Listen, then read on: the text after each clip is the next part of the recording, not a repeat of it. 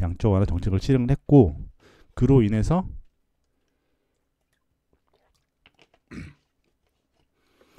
시중에 유동성 자금이 폭발을 했죠. 시중에 유동성 자금이 폭발을 하면서 갈 곳 없는 유동성 자금이 전 세계 증시 및 비트코인에 유입이 되면서 이 3번 구간, 1번에서 3번 구간까지 증시 및 비트코인을 끌어올렸죠. 비트코인을 끌어올렸고, 그로 인해서 양적 완화인 화폐 가치 하락으로 인한 소비자 물가, 인플레이션이 폭발을 하니까 3번 구간에서 시중에 유동성 자금을 풀어내는 금리 인상 정책을 펼친 거예요. 자, 1번과 2번을 작도를 해서 동일선상으로 움직이는 추세선을 작도를 해서 이 3번 구간에 갖다 붙인 거죠.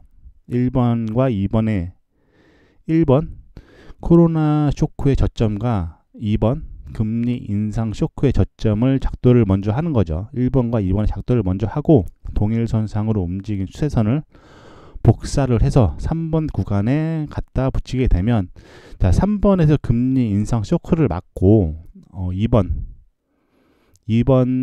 구간까지 폭락을 했지만 금리 인상 쇼크를 시장에서 완화를 시키고 나서 다시 4번 구간까지 끌어올렸다는 거죠. 어떻게 보면 3번이 미국 증시 나스닥의 1차 신고가고 4번 구간이 미국 증시 나스닥이 2번 신고가 있는데, 두 번째 신고가 있는데, 자, 4번 구간에서 잘 보시게 되면 어떻게 보면 기술적 분석상 위에 써놨죠. 녹색 글씨로 1번 나스닥 기술적 분석상 가장 강한 동각 추세 상단 저항을 돌파 실패 후 결국은 4번 구간에서 버티다가 트럼프의 관세 쇼크 리스크를 맞고 2번 관세 쇼크를 맞고 폭락을 했죠. 차라리 저때 관세 쇼크 폭락을 맞고 하락을 했을 때 이 1번, 2번, 5번으로 연결되는 추세선 하단까지 지지를 해서 내려왔으면은 좀 좋았지만 2번 구간에 관세 쇼크를 맞고 전 세계 증시가 폭락을 하니까 트럼프가 말을 바꿔버렸죠. 미국 채권의 매도세가 폭발하니까 트럼프가 이렇게 놔두면 좀 불안하겠다라고 생각을 해서 관세를 전 세계적으로 특히 중국의 관세를 유예를 시켜줬죠. 그러면서 V자 반등이 나온 시점이었어요. V자 반등이 나온 시점이었는데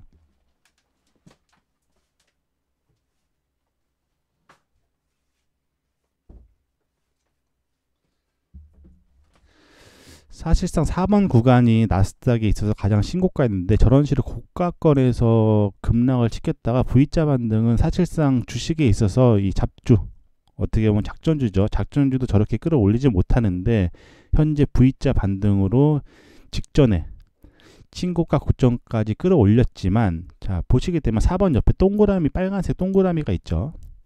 빨간색 동그라미가 있는데 이 기술적 분석상 나스닥에 있어서 기술적 분석상 가장 강한 저항 구간인데 현재 신고가를 돌파한다고 하더라도 위로 상승 공간이 얼마 안 남았다라는 거죠. 이 3번 녹색 글씨 3번에 설명이 났죠. 지금 V자 반등을 일으켜서 V자 반등의 상승 추세를 이어가고 전고점까지 확인을 했지만 이 사실상 전고점이 막말로 전고점이 뚫린다고 하더라도 위로 상승 구간이 얼마 없다라는 거죠. 빨간색 동그라미 구간처럼 위로 상승 공간이 없는데 이 파란색 화살표 5번 지점까지의 하락 공간은 너무 많이 남았다라는 거죠. 그래서 뭐 제가 보는 관점으로는 특히 시가총액 상위 100위 종목군들 있죠. 뭐 나스닥에 포함되어 있는 특히 국내에서 많이 거래하고 있는 뭐 테슬라, 엔비디아, 팔란티어, 구글, 애플, 마이크로소프트, 메타 등등 이 시가총액 상위 100위권 종목들은 이 앞전에 트럼프의 관세 쇼크를 맞고 폭락했을 때 보시면 아시겠지만 다 따라서 내려가요. 나스닥이 하락을 하면 디커플링으로 상승하지 못한다라는 거죠. 해서 물론 제가 분석한 내용이 틀릴 수도 있겠지만 지금 현재로서는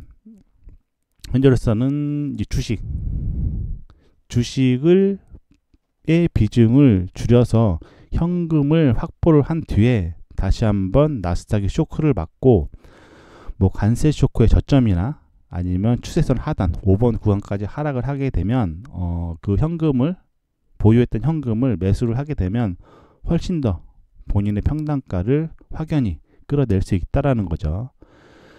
현재 뭐 전체적인 저 같은 경우는 뭐 나스닥 지수 포함 뭐 유로존, 뭐 니케이, 기타 전 세계 증시를 매도 포지션을 잡고 있는데 상단이죠. 지금 매도 수량이 457개 정도 되는데 일단 증시 자체는 미국이 대장주이기 때문에 미국 증시가 빠지게 되면 뭐 아시아, 유럽들도 다 빠지죠. 뭐 중국 포함.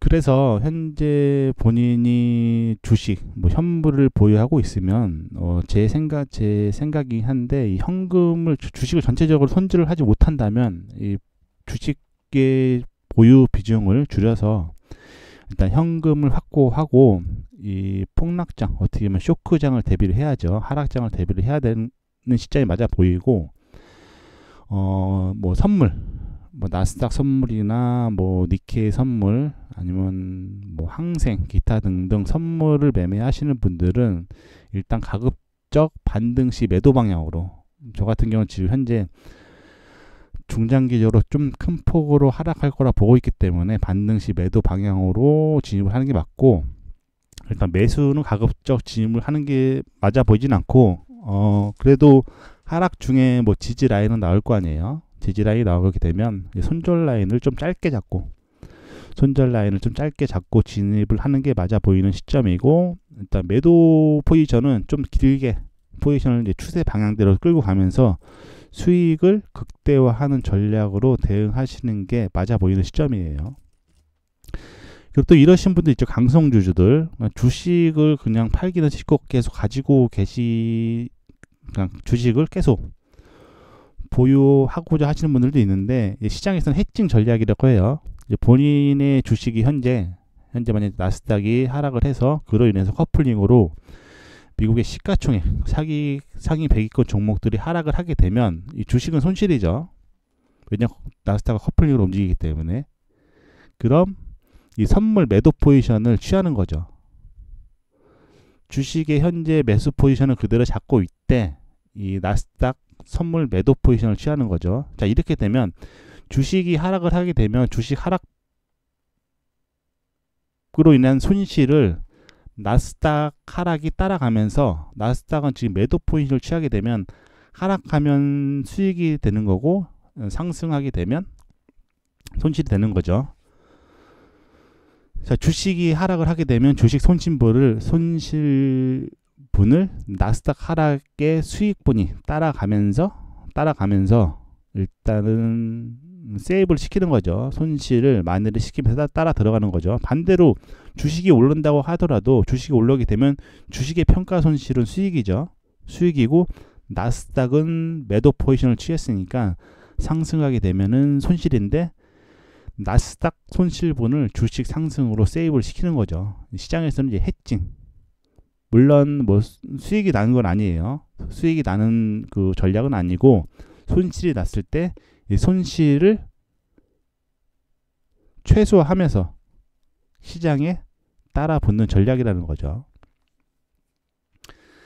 자, 그리고 지금 비트코인도 대략적으로 한 770만 테더 정도 지금 포지션을 잡고 있는데 하나로 따지게 되면은 한 80억, 90억 정도, 한 90억 정도 되죠. 지금 비트코인하고 나스닥하고 지금 별개로 보시는 분들이 많은데 이 1번 구간부터 이 차트상에 보시는 코로나19 사태 때부터 보시게 되면 이 단기적으로 비트코인과 나스닥이 디커플링으로 움직일 수 있어도 큰 추세 방향상 상승 추세에 접어들게 되면, 물론 나스닥이 먼저 갈 때도 있고 비트코인이 먼저 갈 수 있는데 결국은 같은 방향으로 움직였다는 거죠. 이미 과거에 1번, 3번, 2번, 4번 코로나 관세 쇼크까지 다 커플링으로 움직였어요. 단기적으로는 디커플링으로 움직였을 수도 있겠지만 중장기적으로는 커플링으로 움직였다라는 거죠. 이 말은 다시 말해서 현재 나스닥이 추가 상승을 이어가지 못하고 힘이 풀리면서 5번 구간까지 하락을 하게 되면 비트코인 또한 중장기적으로 나스닥을 따라서 하락할 가능성이 상당히 높다라는 거죠. 그래서 뭐 장기 흐름 포지션을 잡고 대응을 하실 분들은 트레이딩 뷰 차트, 나스닥 컴포지트 인덱스 검은 차트를 보고 대응하시면 되고, 단기 차트 오른쪽 흰색 나스닥 인덱스 차트죠. 나스닥 인덱스 차트 같은 경우는 지금 뭐 1시간 봉이나 30분 봉으로 인해서 일단 작동을 해서 뭐 그날 단기 지지와 저항 라인을 어떻게 예상 저항과 지지 라인이죠. 작동을 해 놓으니까 일단 뭐 단기 포지션, 뭐 데이 트레이딩을 하시는 분들은 오른쪽 흰색 나스닥 인덱스 100 차트를 보시고 대응하시면 될 것 같아요. 그리고 아까 말씀드렸다시피 지금 나스닥이 추세선 하단 5번 구간까지 하락을 하게 되면 이 시가총액 나스닥 시가총액 상위 100위권 종목은 100위 종목들이죠. 뭐 테슬라, 엔비디아, 애플, 팔란티어, 구글, 메타 등등은 현저가 대비 마이너스 30%에서 최대 마이너스 50%까지도 다시 한번 하락할 가능성이 높아요. 이 말은 다시 말해서 본인의 현재 전체 자산이 마이너스 30%에서 50%까지도